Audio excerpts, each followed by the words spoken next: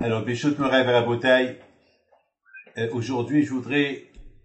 Il y a un ami qui m'a posé une question. Et je trouve que la question elle est très belle. La question qu'il m'a posée, on voit que Hachem, il a pardonné la faute du veau d'or. Vous savez, les Juifs, lorsqu'ils ont fait le veau d'or, on a vu que Hachem, il leur a pardonné. Après à Kippour, après que Moshe Rabbeinu a prié, et après que les Bélis Israël ont fait une grande teshuva, alors Kadosh Baruch Hu, il a pardonné la faute du veau d'or. Et pourtant, la faute du veau d'or, c'est une faute grave, grave, grave.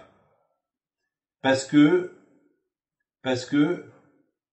avec tous les miracles que les Juifs, ils ont vus en Égypte, les 10 makot, les 10 plaies, ils ont vu, oh là là, ils ont vu Karat Souf, ils ont vu Makat Bechorot, ils ont vu des miracles. Et après, ils ont reçu la Torah, ils ont écouté la voix d'Hachem. Ils ont écouté la voix d'Hachem. Kadosh qu'il est... Shlomo Melech, il dit que Hachem, il a dit Anochi Hachem, tous les Juifs, ils sont morts. Ils ont ressuscité. Donc, ils ont vu ça. Ils ont vu... Parce qu'ils ont vu la Shekhinah, ils ne pouvaient pas supporter ce qu'ils ont vu, ils sont morts.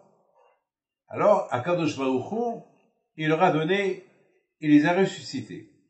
Et après, ils ont fait le veau d'or, c'est grave. Et en plus, le jour qu'ils ont fait le veau d'or, la manne, elle continuait à descendre du ciel. C'est encore pire.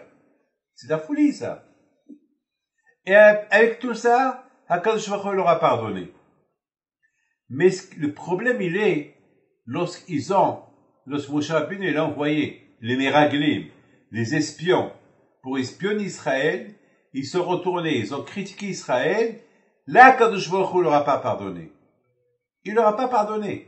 Non seulement qu'il leur a pas pardonné, mais toute cette génération, ils sont morts. Tout le monde est mort. Aucun n'est rentré en Israël. À part les femmes. Les femmes, eux, ils n'ont pas été punis, parce que les femmes, ils adorent Israël. Les femmes, ils sont intelligentes, ils sont pas comme nous. Les femmes, ils veulent la maison. Les femmes, ils ont dit, mais qu'est-ce qu'on va faire ici dans le désert? Qu'est-ce qu'on va faire dans le désert? Il n'y a rien à faire dans le désert. Il n'y a rien à faire. Et on veut retourner en Égypte. Qu'est-ce qu'on va faire en Égypte? Il n'y a rien à faire. Mais les hommes, ils ont dit, oui, non, c'est mieux qu'on reste dans le désert, ou c'est mieux qu'on retourne en Égypte, ils vont nous accueillir, et ils vont avoir peur de nous, et on les mettons forts. Non, les femmes, ils ont dit non.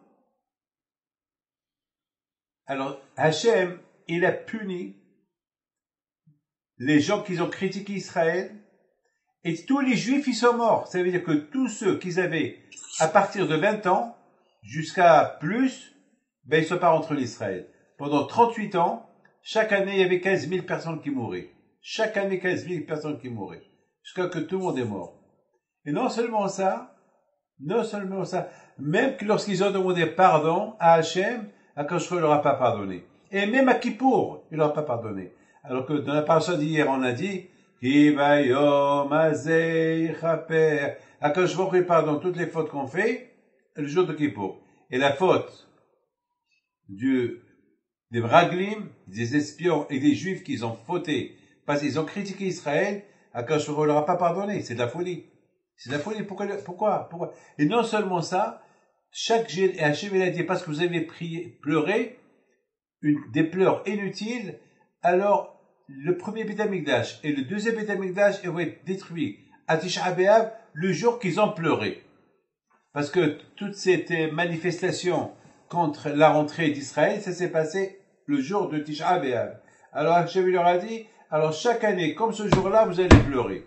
Et chaque année, ils creusaient les tombes et rentraient dans les tombes et 15 000 personnes ils vont mourir pendant 38 ans. Jusqu'à que toute cette génération qu'ils ont pleuré et qui critiqué Israël, ils ne sont pas rentrés. La question elle est pourquoi Hachem ne leur a pas pardonné? Pourquoi le Kippour n'a pas pardonné? On dit que Dvarim Sheben Adam l'Havero, les choses entre nous et Hachem, que je pardonne. Les choses entre nous et le prochain, Hachem ne pardonne pas ce qu'on demande pardon. Mais critiquer Israël, c'est entre nous et Hachem. Alors qui pardonne? il n'y a pas un jour, jusqu'à maintenant, que on se rappelle pas de la destruction de Beth Amikdash. Chaque jour, on se rappelle. Alors, il faut savoir une chose. Que Akadosh Baruch Hu, il pardonne tout. Il pardonne pas le bisayon de la Torah. Lorsqu'on dénigre la Torah, lorsqu'on donne pas kavod à la Torah, lorsqu'il n'y a pas, on donne pas le RR, on va pas évaluer la Torah, on va évaluer un diamant, on va évaluer n'importe quoi, vous voulez acheter une maison, on va l'évaluer. Et la Torah, Hachem, il voit qu'on fait pas le RR, on donne pas le RR, on donne pas un sentiment de valeur à la Torah, Hachem ne pardonne pas. Il ne pardonne pas à Kadosh Baruch Hu. Akadosh Baruch Hu n'a pas pardonné Hachem il a pardonné ceux qui ont fait le veau d'or. Parce qu'ils n'ont pas encore reçu la Torah. Parce qu'ils étaient encore, en plus, ils n'ont pas dit on ne croit pas en Dieu. Ils ont voulu uniquement avoir un intermédiaire entre eux et Akadosh Baruch Hu. C'est tout. Et Akadosh Baruch Hu, alors, en plus, c'était pas les Juifs qui ont fait ça, c'était Erev Rav. C'est les Égyptiens qui se sont convertis au judaïsme. C'est eux qui ont fait ça. Donc, c'est pas les Juifs. Donc, c'est la raison pourquoi Akadosh Baruch Hu, il pouvait leur pardonner. Mais ces gens-là, ils ont reçu la Torah. Ils ont commencé à étudier la Torah. Et en plus, ils savent qu'il y a beaucoup de mitzvot qui sont liés à Israël. Par exemple, la Shemitah. C'est avec Israël qu'on peut la faire, pas en Amérique. Le Yovel, construire le Beth Amikdash, les sacrifices. Il y a des centaines de mitzvot qu'on ne peut pas faire en dehors d'Israël, rien qu'en Israël. Mais c'est de la Torah. Alors, cette Torah-là, tu vas pas la faire, tu vas la supprimer. Il y a 613 membres Even dans le corps qui sont l'équivalent des 613 mitzvot. Alors, s'ils retournent en Égypte, ils vont faire combien? 200 mitzvot? Il y a presque 400, je sais pas moi. Il y a plein de mitzvot qui sont liés avec Israël. Donc, Akadosh Baruch Hu, il a dit comment? Si vous rentrez pas en Israël, et qui va faire ces mitzvot-là, qui sont liés avec Israël? Qui? C'est ça? Mais moi, je vous ai libéré de l'Égypte pour ces mitzvot-là. Alors, si vous retournez en Égypte, ou restez dans le désert, ça veut dire que je prends la Torah, je la jette, je la déchire, je la jette. Akadosh Baruch Hu, il n'a pas admis qu'on fait du bisayon dans la Torah. Vous savez que Rabbi Chaim Pinto alav shalom, mon grand-père, parce qu'il y avait un rabbin qui est venu ramasser de l'argent à Essaouira, j'ai oublié son nom, et il y avait un qui lui a fait honte, il a critiqué. Et le pauvre, le rabbin, il avait de la peine, il est venu chez Rabbi Chaim Pinto, il a puni le juif qui a critiqué ce rabbin-là. Il a dit, comment tu oses critiquer la Torah? En critiquant ce rabbin, tu critiques la Torah. Et il a puni. Il a donné une somme d'argent à donner au rabbin. Oh là là, si les gens, ils doivent me payer tous les critiques, si les gens, ils doivent me donner, me payer pour tout ce qu'ils m'ont critiqué, oh là là, je serais l'homme le plus riche du monde. Mais c'est comme ça, bon, Akolpanim, c'est, Akadosh Baruch Hu, il peut pas admettre, il peut pas supporter qu'on critique la Torah. C'est tout. Le bizarre de la Torah. Regardez Korah. Korah, parce que Korah, il a critiqué la Torah, il a critiqué Moshe Rabbeinu qui représente la Torah. Regardez, il a tout perdu. La terre s'est ouverte, et il a englouti, et il a pris avec lui tout le monde, toute sa famille, même ses enfants, tout le monde, et son argent et tout. Il reste plus rien de lui. Regardez Myriam Anivéa. Parce qu'elle a dit sur son frère, pourquoi elle a divorcé Tzipora? Elle a rien dit de mal. Oui, le mal. Elle a rien dit de mal. Et alors?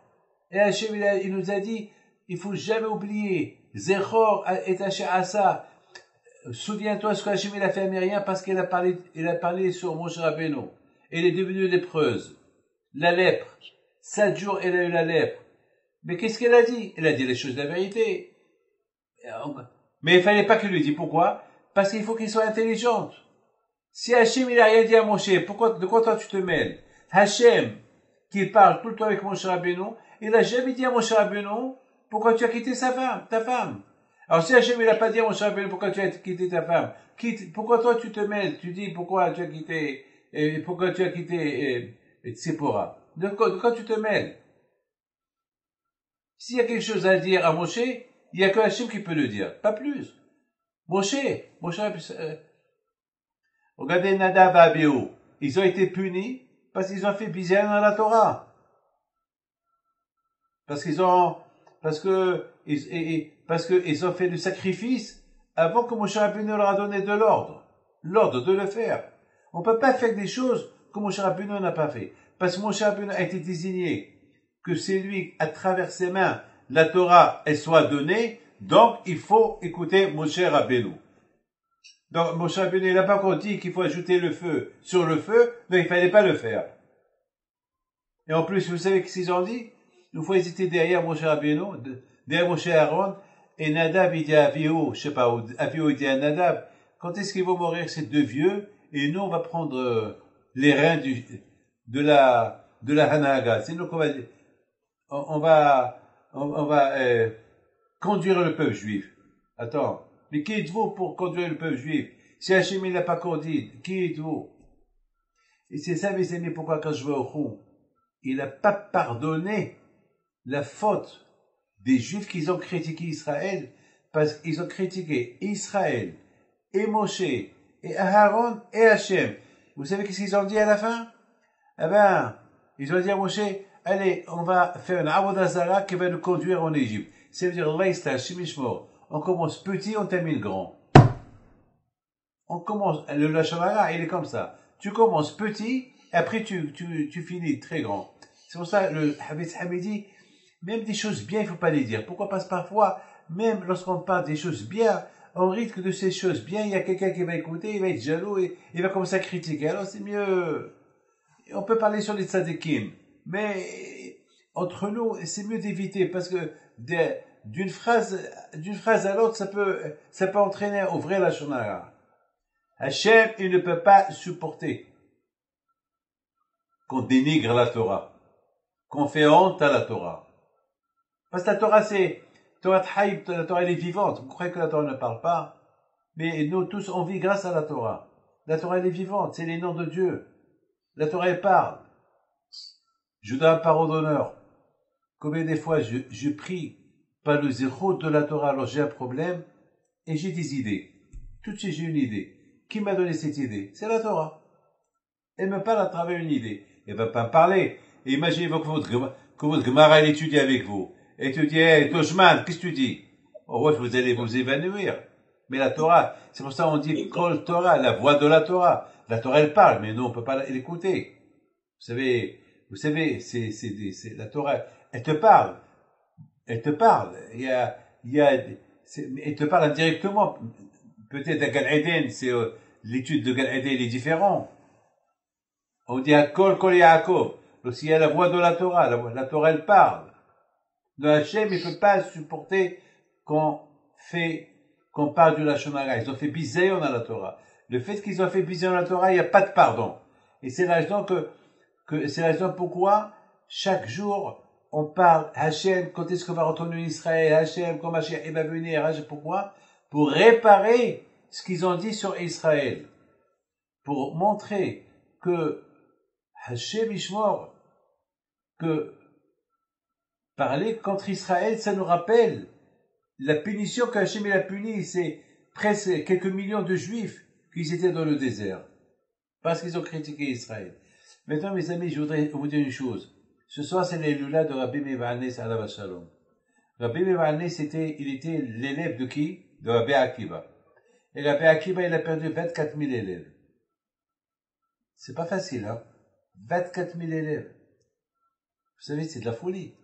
Vous imaginez, presque 400 en quelques semaines, presque chaque jour, il y avait 500, 600 enterrements. Quoi, personne n'a compris? Personne n'a compris. En quelques semaines, des enterrements. Mais attends, qu'est-ce qui s'est passé exactement? On dit le Nahago Kavod est baisé. Il se sent, il n'y avait pas de Kavod. Comment il n'y avait pas de Kavod? C'est pas possible qu'il n'y ait pas de Kavod. C'est dur pour moi d'accepter cette phrase-là. Je vous pose une question. Si par exemple vous êtes dans une salle où il y a 24 000 ampoules allumées, et une ampoule qui s'éteint, et ça va se voir? Non. Il y a 24 000 ampoules. Et s'il y a encore une qui va, elle va pas se voir. Et surtout, pourquoi? Parce que la salle est grande, il y a 24 000 ampoules. Ça se voit pas. Eh ben justement, c'est ça ce qu'on appelle le Nahago Kavod. Parce que chaque élève de Rabbi Akiva, il se prenait pour une ampoule. Il se prenait pour une grande ampoule. Donc il n'avait pas besoin de l'autre. Il sentait pas le besoin qu'il a besoin de l'autre. Par exemple, moi, mettons, je suis en face de vous. Vous apprenez de moi, et moi j'apprends de vous.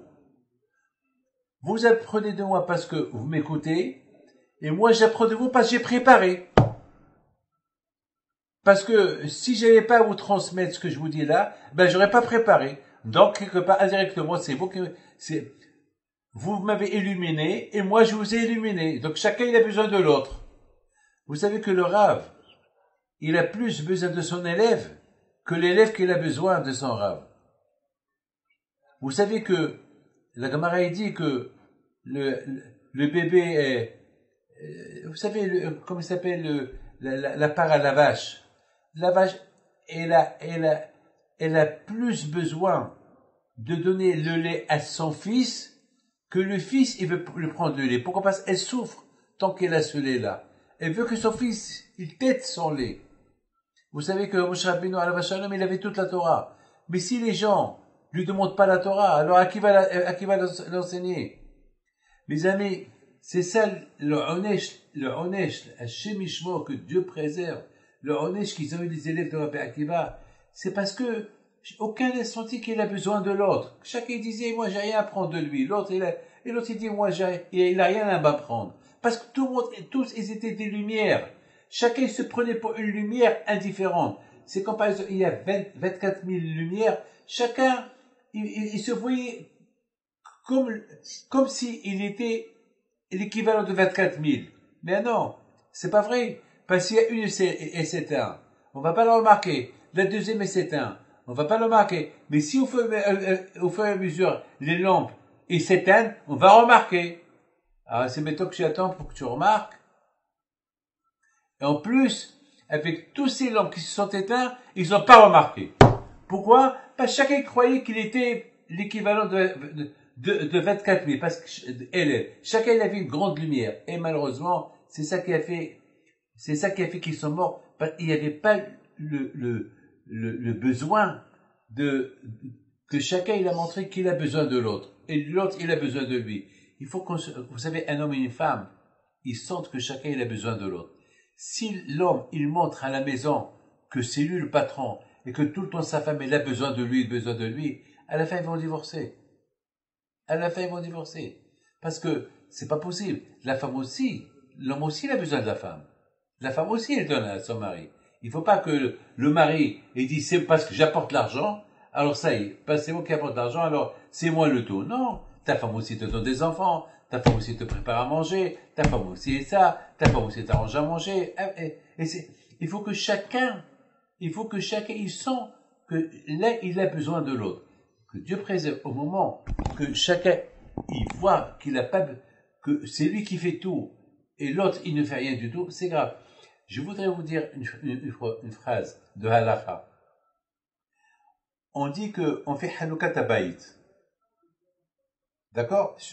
Alors, je vous pose une question. Est-ce que c'est une mitzvah de faire Hanoukat Habayit ou pas? Alors, bien sûr, vous allez me dire, oui, c'est une mitzvah. Alors, il y a le Magen Abraham qui dit que la mitzvah de Hanoukat Habayit, c'est rien qu'en Israël. Pas en Amérique. Pas en France. Pas au Maroc. C'est tu peux faire une séouda, que tu inaugures ta maison. Mais c'est pas une mitzvah. La mitzvah de Hanoukat Habayit, c'est rien qu'en Israël. Pourquoi? Parce que si tu as acheté un petit terrain en Israël et tu inaugures la maison, Israël, parce qu'il y a la mitzvah d'habiter en Israël. Donc le fait que tu fais Séouda, mais il n'y a pas la mitzvah d'habiter en Amérique, il n'y a pas la mitzvah d'habiter en France, il n'y a pas la mitzvah d'habiter au Maroc, en Algérie, en Tunisie. Il n'y a pas de mitzvah, on habite là-bas, on habite. Mais habiter en Israël, c'est une mitzvah.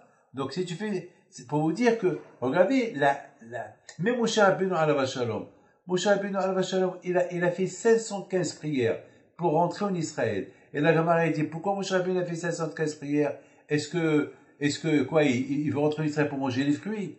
Quoi, goûter le manger de là-bas? Et les zavat halavot vache. La Gemara répond non. Il voulait rentrer pour accomplir les mitzvot qu'il y a en Israël. Parce qu'il y a des mitzvot les mitzvot de Israël qu'en Amérique, vous ne pouvez pas les accomplir. Ça, c'est autre chose.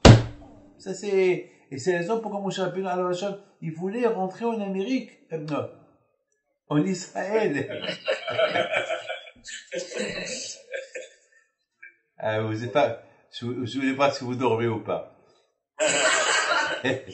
Alors, Moshe Rabbeinu alav shalom, il voulait rentrer en Israël uniquement pour les mitzvot, pour accomplir les mitzvot qui sont liés avec Israël. Mais Akadosh Baruch Hu lui a dit non. Bémet, pourquoi Hachem il a été trop dur avec Moshe Rabbeinu? Pourquoi? Vous savez pourquoi? Parce que si Moshe Rabbeinu rentre en Israël, jamais le Beth HaMikdash va être détruit. Alors ça veut dire que le bisaïr de la Torah, il va rester. Akadosh Baruch Hu il a dit, non, puisque j'ai dit que le jour qu'ils ont pleuré, ils ont critiqué Israël, c'était Tisha B'Av, et j'ai dit ce jour-là, le Beth HaMikdash va être détruit, donc il faut qu'il soit détruit. Il faut qu'il soit détruit. Pour que nous on se rappelle que l'importance de faire kavod à la Torah et hash v'shalom, ne pas dénigrer la Torah, ne pas faire bisaïon la Torah. Alors vous savez que Moshe Rabbeinu il est enterré à Har Nevo, à la frontière avec Israël, pas loin. C'est lui le premier qui va sortir de là-bas pour ouvrir les portes pour que vous les Américains et les Français et les Juifs du monde entier ils puissent rentrer en Israël. C'est Moshe Rabbeinu alav shalom. Moshe Rabbeinu. Vous savez, je raconte une petite histoire, elle est extraordinaire, cette histoire-là. Vous savez, il y avait à Tveria, aujourd'hui c'est le de Rabbi Meir Baal HaNes, et il était parmi les 5 élèves qui sont restés vivants. Il y a Rabbi Shimon Bar Yochai, Rabbi Meir Baal HaNes, Rabbi Yehuda ben Elhaï, il y a eu 5 élèves sur 24 000 élèves. Vous savez, lorsqu'ils sont tous morts, il est parti chercher ces 5 élèves-là. Il est parti les chercher. Il leur a dit, mes enfants, vous êtes les 5 qui restent vivants. Tout le monde est mort. Veya olam shomem. Le monde s'est éteint. Il n'y avait plus. Imaginez-vous une yeshiva de 24 000 élèves. Bah, steigen. Ça crie l'étude de la Torah. Et ça s'est éteint. Rentrer dans une yeshiva où il y a 100 élèves. Comment ça crie? Imaginez 24 000 talmidim qui étudient, qui crient. Quelle force! Quelle force! Allah un silence total. Ha'olam shomem. Vous direz la mort. Il est parti à Rabbi Akiva, il savait qu'il y a 5 qui sont vivants. Il lui a dit, mes enfants, on va tout recommencer. On va tout reconstruire. Mais, si on veut tout reconstruire, pas comme on l'a construit avant. Ne faites pas comme les autres. Faites kavod à l'autre. Il faut valuer la Torah de l'autre. Ne vous dites pas, moi je suis l'équivalent des 5. Moi je connais la Torah de ces 5, j'ai pas besoin d'eux. Non, chacun il a besoin de l'autre. Chacun il est mahkim l'autre. Chacun il rend intelligent l'autre. Et chacun doit faire kavod à l'autre. Et c'est comme ça que la Torah, elle peut exister. Vis-à-vis la Torah ne peut pas exister si on ne lui fait pas le kavod. Voilà, Be'ezat Hashem, ce soir c'est la Hilula de Rabbi Meir Baal HaNes. Yeratzon Be'ezat Hashem, que par son mérite, HaKadosh Baruch Hu, il vous protège, il vous donne Bracha Ve'atzlacha Be'ezat Hashem, Panasa Tova Keneratzon. Et n'oubliez pas une chose, la différence entre la faute du veau d'or, que Akash Baruch Hu les a considérés comme des fous. C'est des fous, ils n'ont pas encore reçu la Torah. Mais là, ceux-là, c'est pas des fous. Là, c'est tout le peuple juif qui grogne, c'est tout le peuple juif qui pleure, c'est tout le peuple juif qui sont en train de dénigrer la Torah de Eretz Israël. Ça, c'est impardonnable. Et cette question-là, je suis très content de vous le dire, c'est un de nos élèves, qui est jeune, Tamsot, Yoel Tamsot, qui m'a posé cette question. Pourquoi Hachem il a pardonné la faute du Vaudor et pourquoi Hachem il n'a pas pardonné la faute des Miraglim et surtout le jour de Kippour. Regardez maintenant, lui c'est un élève, hein, c'est un élève. Et grâce à lui, grâce à cette question-là, j'ai fait presque 4 cours de Torah sur cette question-là. Et j'ai fait 4 cours de Torah différentes, pour vous dire que on apprend même, comme il dit David Ameller, Mikol Melameda Iskati. Même d'un enfant on apprend la Torah de tout le monde. Be'ezat Hashem, qu'Hashem vous protège, vous donne bracha ve'atzlacha. Yivarecha Adonai ve'yishmerecha, Ye'er Adonai panav elecha ve'choneka, Yisa Adonai panav elecha ve'yasin lecha shalom, Yisa Moshe Abin Yisrael, ve'ani avarechem.